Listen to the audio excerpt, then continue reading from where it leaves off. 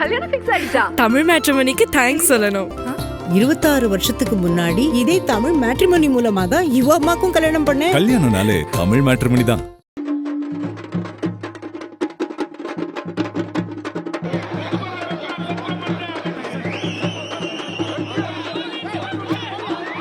சாதிக்கக்கூடிய உங்கள் வீட்டு பிள்ளை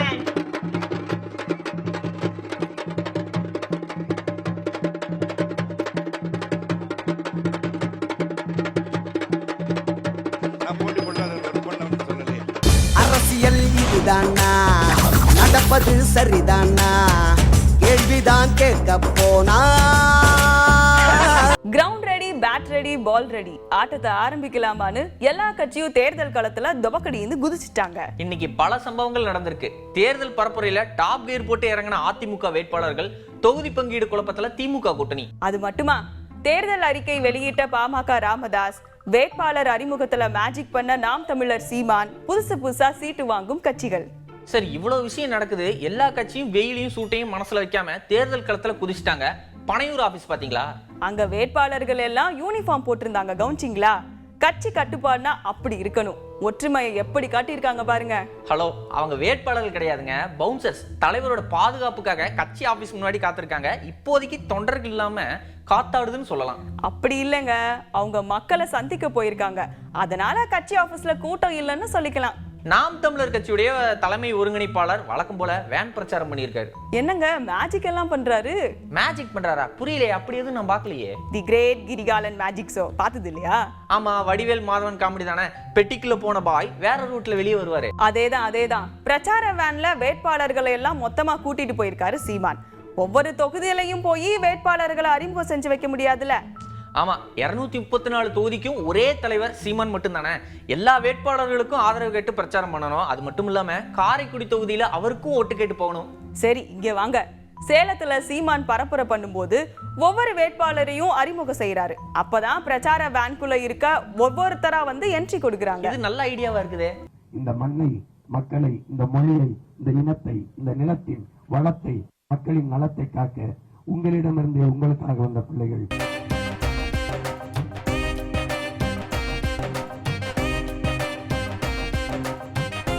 ஏற்கனவே நம்ம ஊர்ல மொத்தமா அமைச்சர்கள் பதவியேற்ற காட்சி எல்லாம் இருக்குது. இது அந்த அளவுக்கு இல்ல. ஆமா, என்னங்க திமுக கூட்டணியில தொகுதி பங்கீட்டுல பிரச்சனை மேல பிரச்சனைன்னு சொல்றாங்க. ஆனா கட்சி ஆபீஸ்க்கு வந்து போற தலைவர்கள் எல்லாம் நல்லா சிரிச்ச முகத்தோட தானே வராங்க போறாங்க. வெளியில சிரிக்கிறாங்களாமா, ஆனா உள்ளுக்குள்ள அழுகுறாங்களாமா. அப்படிதான் அவங்களே சொல்லிக்கிறாங்க. விருப்பப்பட்டியலில் கொடுத்ததுக்காக நாங்கள் மகிழ்ச்சி அடைகிறோம். ஆனால் அதே சமயத்தில் எங்களுடைய தகுதி நிர்ணயத்தில் எங்களுடைய தரத்துக்கு தகுந்த மாதிரி கொடுக்கலிங்கிற வருத்தமும் எங்களுக்கு இருக்குது. சிலர் சிரிப்பார், சிலர் அழுவார். நாங்கள் சிரித்துக்கொண்டே அழுகின்றோம். அப்படிங்கிறது தான் எங்களுடைய நிலைமை. பல கட்சி இயங்கும் முறையில் பல கட்சிகள் கூட்டணியில் சேர்க்கிற போது ஏற்ற இறக்கங்கள் வரும், எதிர்மறை நேர்மறை கருத்துக்கள் வரும். ஆனால் இவை எல்லாவற்றுக்கும் திமுக தலைமையிலான இந்த இடத்தில் ஒரு ஜனநாயக இடம் உண்டு. எங்களுக்கு ஒதுக்கப்பட்ட 2 தொகுதிகள் எந்த தொகுதிகள் என்பது இன்றைக்கு தொகுதி பங்கீட்டு குழுவோடு கையொப்பமிடப்பட்டிருக்கிறது. இல்ல, நாங்க ஒரு 5 தொகுதியில் எழுதி கொடுத்திருக்கோம். அதுல எந்த தொகுதிங்கிறத தலைவர் முடிவு பண்ணி, முதல்வர் முடிவு பண்ணி அறிவிப்பாங்க. நாளைக்கு எப்ப அறிவிப்பீங்க? நீங்க திரும்ப கேட்டு உங்களுடைய விடைய பெற நினைக்கிறீங்க. அது உங்களுடைய சாமர்த்தியம், வாழ்த்துக்கள். எதுவா இருந்தாலும் நாளை தினம் எங்களுடைய முதல்வர், நம்முடைய முதல்வர்கள் அறிவிப்பார்கள். நன்றி. ஒரே தொகுதியில 2-3 கட்சி போட்டி போட விரும்புறாங்க போல. அதிமுகவுல பொதுச் செயலாளர் வீடுதான் கட்சி ஆபீஸ் மாதிரி. அங்கதான் தலைவர்கள் எல்லாம் வந்துட்டு போறாங்க. என்னங்க, கட்சி பேரே வெளியில தெரியல. சைலண்டா ஒரு தொகுதி வாங்கிட்டு வந்திருக்காங்க. அதுவும் 40 தொகுதியில வெற்றி தோல்வியை தீர்மானிக்கிற சக்தியாமே. ஸ்ரீரங்கம், மண்ணச்சநல்லூர் ஆகிய 2 தொகுதிகளில் நாளை எந்த தொகுதியை பொதுச் செயலாளர் வெளியிடுகிறாரோ அந்த தொகுதியில் சிங்கத்தமிழர் முன்னேற்ற கழகம் நின்று மிகப்பெரிய வாக்கு வித்தியாசத்தில் வெற்றி பெறும் என்பதை இந்த நேரத்தில் தெரிவித்துக் கொள்கின்றோம். அப்போ திருச்சி சுற்று வட்டாரத்துல KN நேரு, அன்பில் மகேஷ், செந்தில் பாலாஜி எல்லாம் மொத்தமா காலி போல. பெரிய கட்சியோட அதிமுக கூட்டணி அமைச்சிருக்காங்க.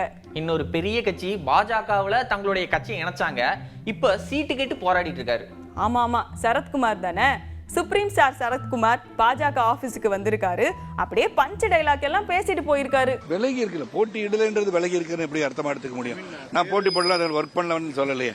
போட்டி போட மாட்டேன்னு சொன்னேன். அபரிதமான ஆதரவு இருக்கிறது. தாமரை நிச்சயமாக மயிலாப்பூரில் வெற்றி பெறும். திரு கமலஹாசனும் அவருடைய கட்சி என்பதும் சிறந்த உதாரணம்.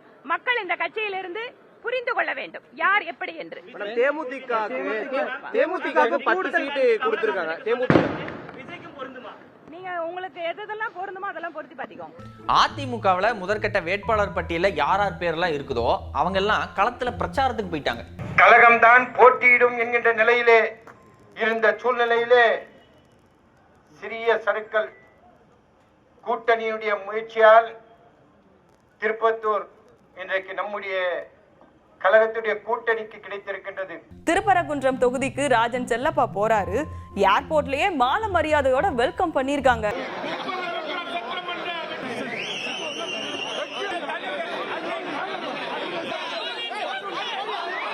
இது என்ன பிரமாதம். மதுரை மேற்கு தொகுதிக்கு செல்லூர் ராஜு ஓட்டு கேட்டு போறதுக்கு முன்னாடி ஒரு மரத்துல இருந்து ஒரு பெரிய ரெட்டை இலையை உடைச்சு எடுத்துட்டு வந்து ஓட்டு கேட்க ஆரம்பிச்சிருக்காங்க. ஒவ்வொரு குடும்ப அட்டைதாரர்களுக்கும் பிரிஞ்சு வழங்குவோம் சொல்லி இருக்கிறார்.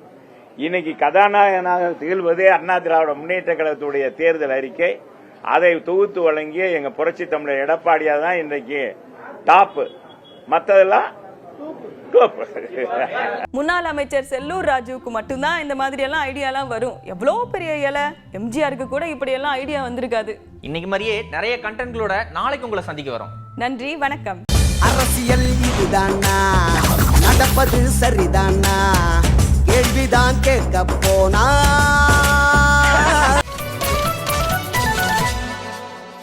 கல்யாணம் ஃபிக்ஸ் ஆயிடுச்சா? தமிழ் மேட்ரிமோனிக்கு தேங்க்ஸ் சொல்லணும். 26 வருஷத்துக்கு முன்னாடி இதே தமிழ் மேட்ரிமோனி மூலமா தான் இவ அம்மாக்கும் கல்யாணம் பண்ணேன். கல்யாணம்னாலே தமிழ் மேட்ரிமோனி தான்.